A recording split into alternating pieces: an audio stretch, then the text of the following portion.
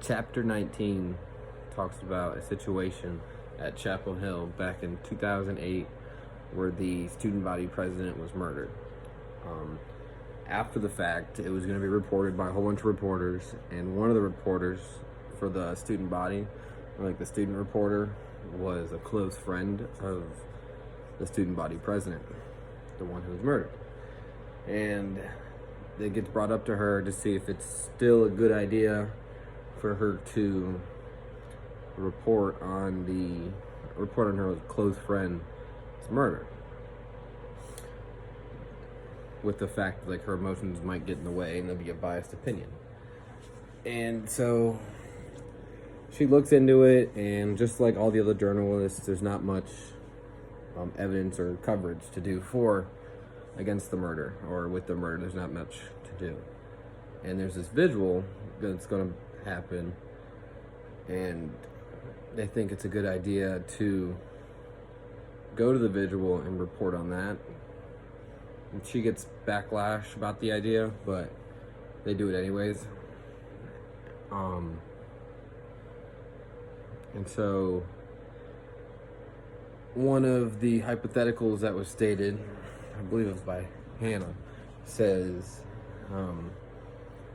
that I'm a surgeon and it's against the code of ethics of like a doctor or surgeon to operate or like be a doctor for like a family member.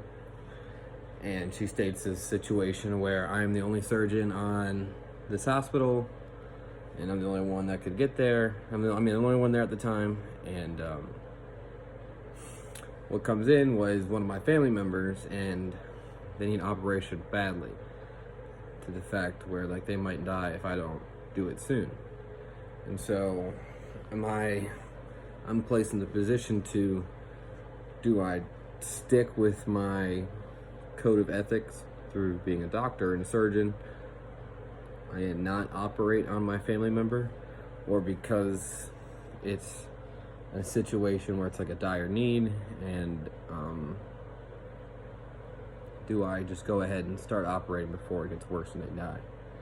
And I thought about it for a little bit, and I would say that I would operate on my family member and hope the best that I don't get my emotions in the way, and I'm not like offset or in the middle of surgery, or like, and I lose them, I don't just lose my mind as well, and like I can still continue on my job and hopefully save their life.